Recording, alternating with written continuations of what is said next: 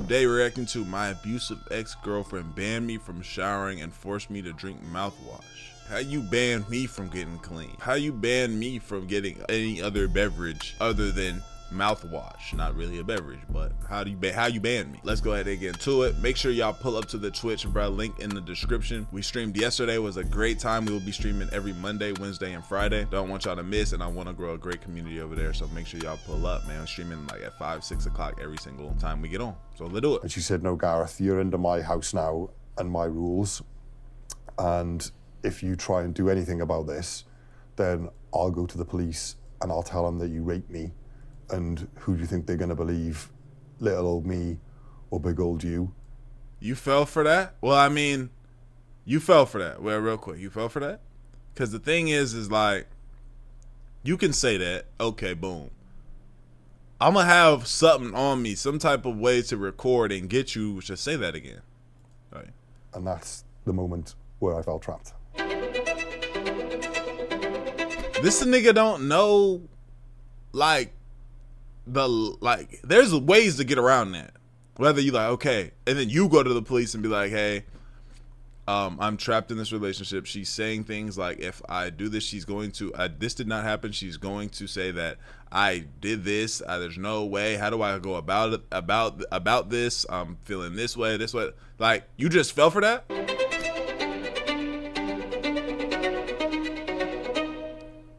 So what was your life like before you met your ex? I had a couple of long-term relationships, and which had all been fine and just kind of ended, you know, amicably. I think at this point, yeah, I was hoping that I could meet the right person and settle down and finally, you know, make a life for myself and, you know, children and all of that. The best relationships I'd always been in has always been where I'd gone out and met somebody at a bar or at a club, and you kind of click that way. And I think the kind of dating game and world has moved on from there now, and it has become like this kind of online phenomenon. It's very rare, I guess, you go out and meet somebody in a pub or in a club now. So yeah, I think that's how I kind of thought, well, I need to get myself back out there and put myself back on, put myself on one of these online apps again and see what comes out of it. I found my ex-girlfriend's profile on Plenty of Fish, and I ended up contacting her to ask her if she wanted to chat. So I think I just sent her a message just saying, like, you know, hi, how are you? You're very good looking, and are you looking for a relationship? Are you single? You know, how, what are you on the app for, basically? And sure, would love to chat some more with you. That was it, really, just to begin with. And then I think a day or two later, I had a reply saying, you know, like, thanks for the kind message, and, you know, yeah, I'm not really sure what I'm here for at the moment, as a lot of people do say these days, but we'll see how things go. And yeah, I'm open for a chat. And then it just kind of moved from there. And what did you do for your first time meeting? It was just it was a normal meal. Like, we were chatting, you know, laughing, joking, a few drinks, and you know, there was like, she was kind of very affectionate to begin with. So kind of, you know, like, she was really like, I think I had like my hands on the table, and she'd already kind of put her hands over and was like touching my hands already, you know, like and stroking my hands type thing. So I was kind of like, you know, wow, like, you know, this is, she's been, you know, really affectionate and laughing and jokey and just paying attention, you know, being attentive. Yeah, so I think that kind of took me a bit off guard, especially to begin with, like, because I would have thought that maybe we would have gone on a couple of dates first before it would have been so kind of overpowering with love. But to do it like straight off the bat, I think that kind of took me aback a bit, but it also, I think, sucked me kind of in more as well. Yeah, I got you. And how did the relationship progress from there? So, I mean, we went on a couple of dates after that, you know, just normal, and then, you know, started spending some time with her, go to the movies, you go out for dinner, you know, you go for drinks you start, you know, socializing a little bit, and yeah, you know, it was just normal, as you would expect normally things to progress. How quickly did you say to each other that you loved each other? Probably maybe about 2 or 3 weeks into the relationship. Damn. So very, very early on. But I think it was more her trying to get it out of me, because she would say it to me, and then she would say, come on, now you need, like, why are you saying this? And I said, is this not a bit too early to say that? And she was like, it's never too early to say I love you. We'd probably been together maybe. Oh yeah, she just finessing. She saw you as like, oh yeah, I got him. I know that this is exactly my type of guy that I can get. I could finagle him. Pressuring you to say that, you know, that's the one. You gotta be like, ugh.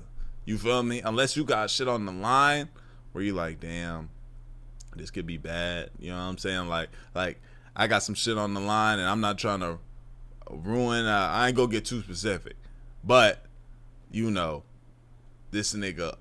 Y'all know what I mean, if you know what I mean. But this nigga just outwardly just going like that. 3-4 months by this stage, because I was still living at a different property at my own flat. She kind of said, well, look, you're spending all your time here. Why don't you kind of, rather than paying rent out onto a different property, then move in with me. You're spending all your time with me. It would make a lot more sense for you to pool your money here instead. And because I felt, things were going well, that it would work out for the long run, then it just felt like a natural next move. When I moved in, that's when things started to turn, I think. So shortly after I'd moved in, she said that I wasn't allowed to keep any of my belongings in the house. I kind of queried it to begin with and said, well, why? And she said, well, because you don't need all these things anyway. There's a lot of things here that are just excessive belongings. To which I said, well, no, a lot of these things are clothes and kind of This is clothes. Like, I got clothes and toiletries. I can't keep that? Sentimental things. And she said, well, you can keep them, but they'll have to go in the garage. A few days later, she said, well, you've been spending a lot of your time here with me over the last few months, and now you're here living with me. So this is my house, it's my rules, and you need to pay me the back pay and the back rent from the time that you were here. So she demanded that. What? Wait, what? She wanted you to pay rent from the time that you was like just kicking it with her all the time. Damn. Like, pay her £700 on the spot, and then for moving in with her and living with her moving forward, I would need to pay £700 rent money to her every month, on top of paying the rest of the bills, utility bills, council tax, etc. on top of that. And I kind of queried it and said at the time, look, don't you think we should be paying things 50-50 here? And she turned around to me and she said, no, Gareth, you're the man, you're the earner. Then it moved kind of on then from like with the financial side of wanting to kind of have control of my bank account. And what? I kind of questioned that, said, well, you know. Why are you always kind of questioning? Why ain't you on some, nah, hell nah, man, you tripping, bro. Watch out. Where is that at? This is not really, you know, what, if we should do that, then I should have sight of yours, you know, we should be equal now, we're kind of living together. And she said, no, Gareth, you're under my house now and my rules. Man, but I pay everything? This nigga's going out fucking sad. If you try and do anything about this, then I'll go to the police and I'll tell them that you raped me. And who do you think they're going to believe? Little old me or big old you? And that's the moment where I felt trapped. From there, things just escalated. It started with the financial side. What? That just being it just turned so crazy, bruh. I feel bad for my niggas like Gareth, bro. That just that are genuinely just very scared. Like, I'm scared. Like, he's scared, bro. He really thinks that his shit will get fucked over and he can't just move on.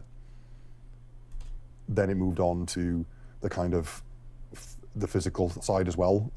So there was like kind of, if things weren't going away, there was kicking, biting, scratching, clawing. Wow. As I said, you know, I was always brought up never to hit a woman, so I was never going to do anything back.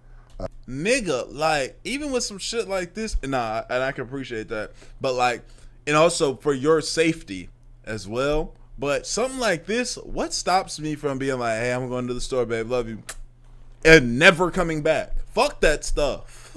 Fuck that stuff. Hey, I still got a job. Hey, let me break down my job, what's going on, and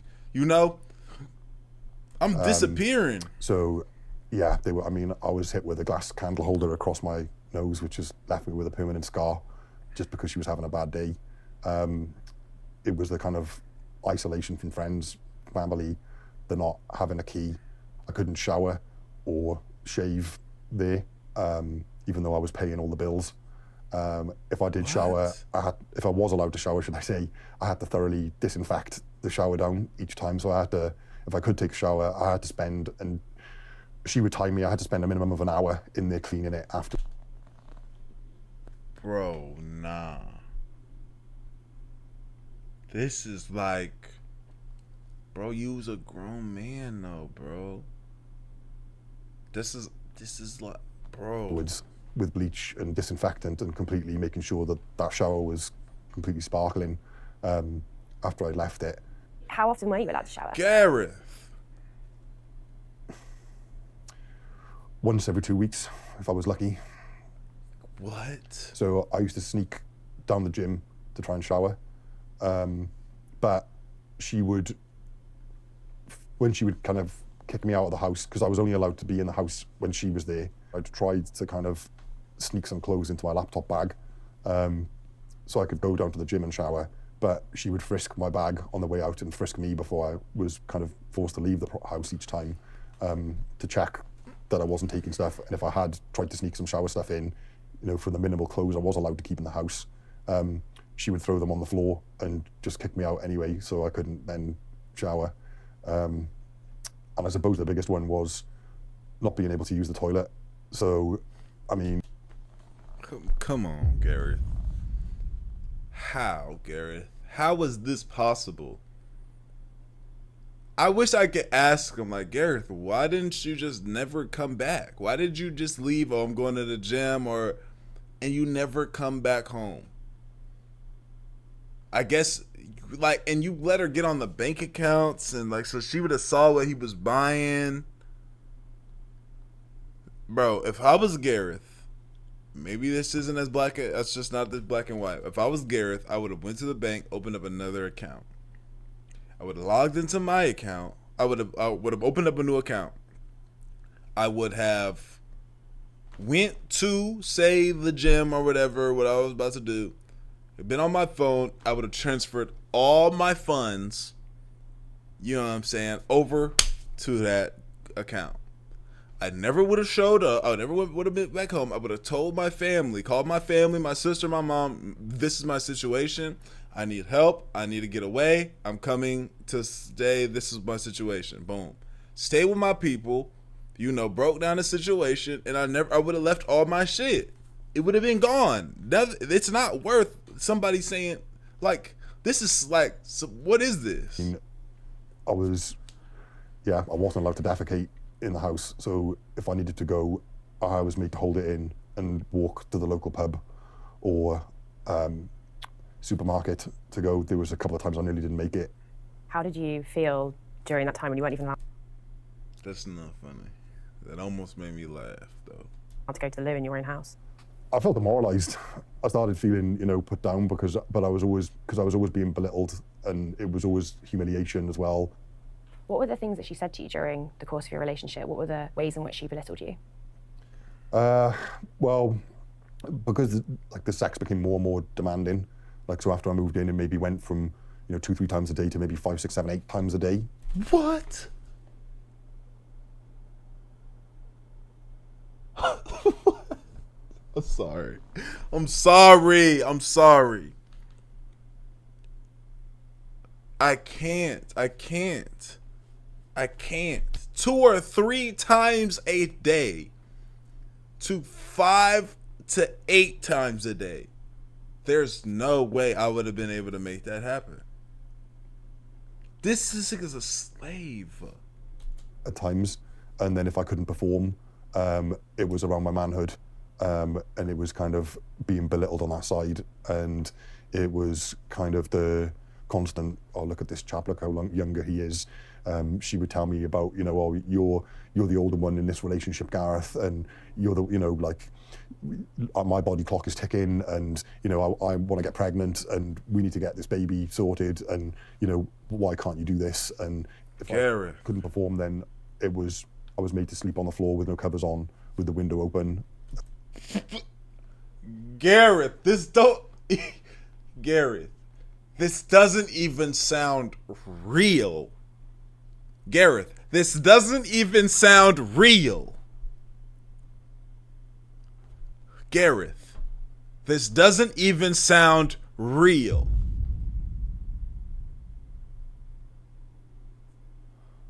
As kind of a punishment for it. And she kept telling me I had halitosis and bad breath all the time, so I kept believing it, and then she started believing it, but she said, I'm not going to kiss you anymore unless you drink at least half a bottle of mouthwash and eat some toothpaste. Hold on, yeah, I got a family call I gotta make, y'all. Hold on. Because that's how, you know, bad your breath is. So I then had to drink mouthwash and eat toothpaste before I could kiss her. But yeah, Wow. It was the only way that because I wanted to kind of still try to show that love towards her, I felt that I have no choice but to do it. How often did she make you drink mouthwash? Drink? 2-3 times a week. Sometimes every other day. And tell me a bit about the food and her control of you eating. With the food stuff, so basically she'd said that I need to lose weight, that I was, you know, a fat, overweight whale, and that I needed to get down to, I can't remember exactly, but it was kind of under 40, like 14 stone. I ended up losing 4.5 stone. in 2 Wow. months. What was his name again? Sorry, I just had a long conversation with my mother. Damn, though.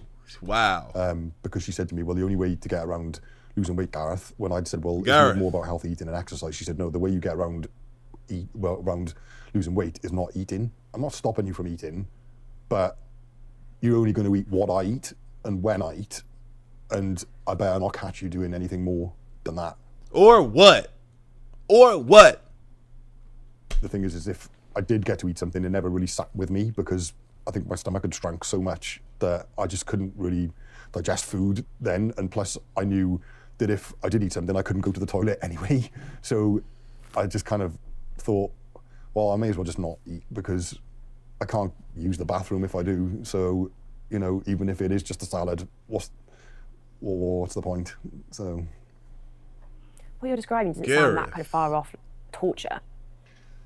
yeah, I think when I look back on it now, I think you think, how could you treat another human being this way? But that is the whole control and coercive side of things, because it was after I moved in, it was sudden but subtle, and it's the mind tactic, and it's what happens to begin with, and it's the very highs or very lows. There was never any middle ground. It was either really, really good or it was really, really bad.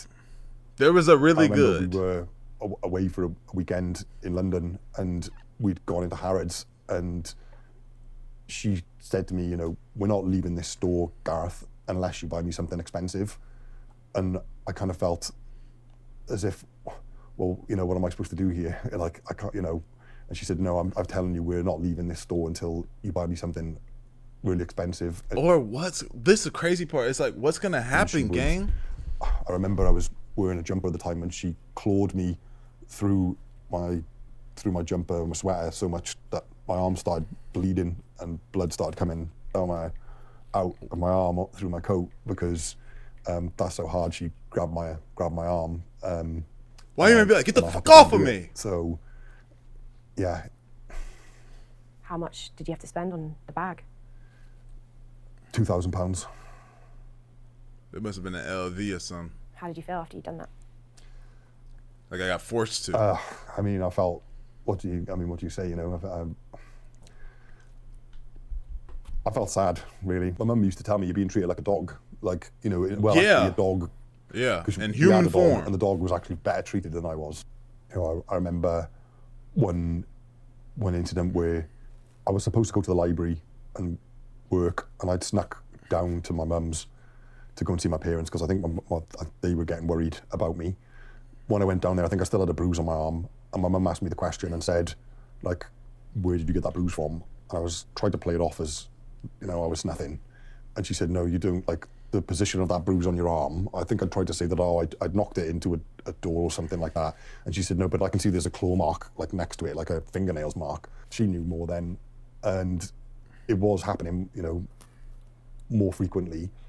And my ex had found out because she'd said, like, you know, I was getting constant messages all the time, constant phone calls, you know, where are you? And when she said to me, look, you can come back now, I'm home now, so I'll see you in 15 minutes. She tried ringing me, so I tried not answering. And then to which point she said, look, I know you with your mother, and if you are planning on coming back now, you're going to get a beating for it, because you didn't go where I told you to go, and you weren't there for as long as I told you to be there for, and you've been discovered and you've lied to me, so you're going to get punished for that. So I got back, and then I had to stand there while I got kicked in the groin. I got scratched at, kicked at, clawed at. Gareth, you did not have to do shit. Gareth,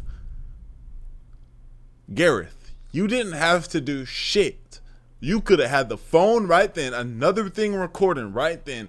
Gareth, why did you want to go back? Break that down for me, Gareth. Why did you want to go back and endure this? Tell me. I'm very curious. Hold on, y'all. I'm changing my battery. Because I just don't understand why you would want this, Gareth. You didn't have to go back and do shit. I think, bro, my camera been doing this weird ass shit. Camera. No, I'm sorry, camera. I ain't even mean that, man. I don't know. Why'd you start doing that? I just don't understand. Like, you just randomly started doing that. I'm not talking to you. I'm talking to my camera. I don't know what's up with you, man. Why did you do that?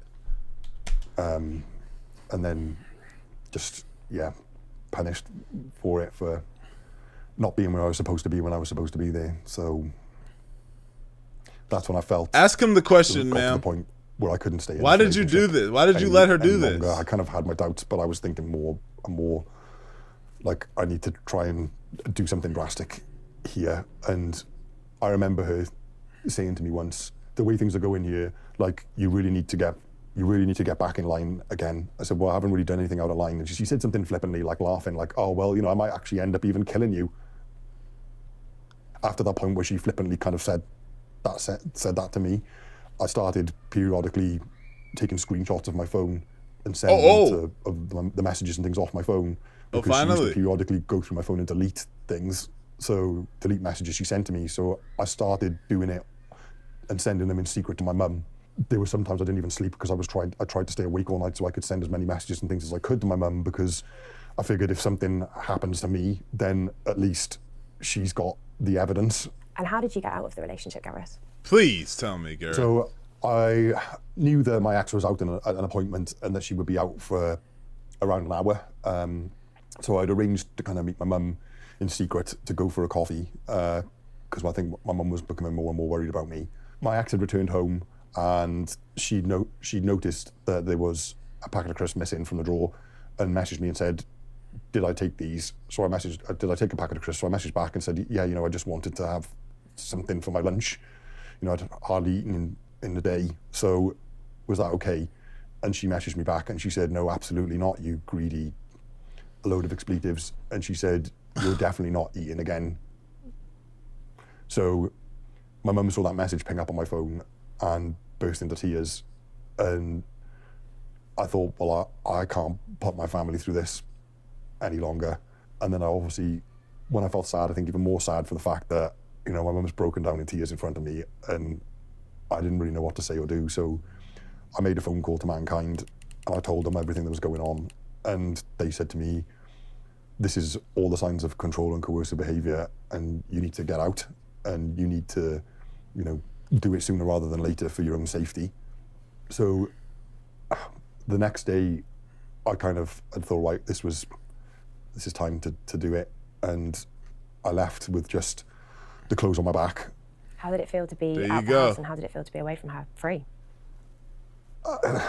At first, it felt really weird because, after the police came round and I told them, they were shocked. And the police had said to me, when the amount that it had accelerated, that it was one of the worst cases of control and coercive behaviour that they'd seen, and mainly because of how quickly things accelerated. We were only in a relationship for 8 months, and between the period of November to March, or end of February, beginning of March time, the amount of abuse that had happened during that time, they'd never seen anything like it. What happened in terms of the police action? So it took a while to kind of get the charge placed, and this is the thing, is because your brain is conditioned for that person. So after I'd made the report, so I contacted her and said, look, we don't need to do this to each other. Just give me my belongings back. Like, just get some help, and we'll just go our separate ways, and we'll just leave it as that. And then she got me arrested for harassment. So then I was arrested, placed on bail. So we were both placed on bail against each other. Wow. Which is during that time when I started having really negative thoughts and I became suicidal. I tried to walk out into traffic quite a few times. What? And, Gareth. yeah, I tried to do things with a knife and stuff in the kitchen. I tried to cut myself and things like that. When luckily I'd gone back with my parents and they'd stopped me at the time. And then they said, "Look, and I recognised at that point that I needed help." Yeah. And then I went through therapy. So I went through psychotherapy, which took a long time. It took probably at least a year. Like, these things don't solve overnight. I knew it was going to be a long road, but I knew I needed to seek that help, to get myself back on track again. I went through the therapy, and then as I was doing that, then they decided to place the charge on her and drop the charge against me.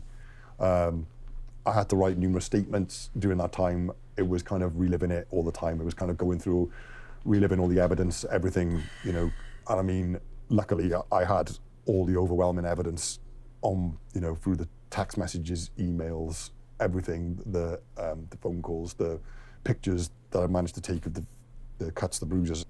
And what was the conviction that she was given after the court trial? So she was given so she pleaded guilty Wow. 3 days into the trial, and she was given a 2-year suspended sentence with a mandated 35-day rehabilitation order by the judge and a 5-year restraining order against me and my parents. And how did you feel about that conviction? At the time, I felt frustrated about it because I felt, if this was a male, then Oh yeah. it would Ooh, really- that nigga would have been under. Ooh, woo. It would have been would it bad. have been the same outcome? Why have you decided? No, that nigga would have been. We would have been looking at this nigga like he was a serial murderer. Like, we would have been looking at this nigga crazy. To share your story and speak out about your experience? I think Damn, Gareth. I'm gonna end it right there. Gareth, man, I see you come a long way. You got some weight on you now. Good. Damn, Gareth, I feel bad for you. At the same time, I'm like, nigga, how the fuck did you even allow? I don't know how to feel about you, Gareth. Y'all let me know what you feel, though. Like the video, sub, comment, bench, rest of the channel, man. I love you. I appreciate you. I'm grateful for y'all, bro. We gone. Did he let do it?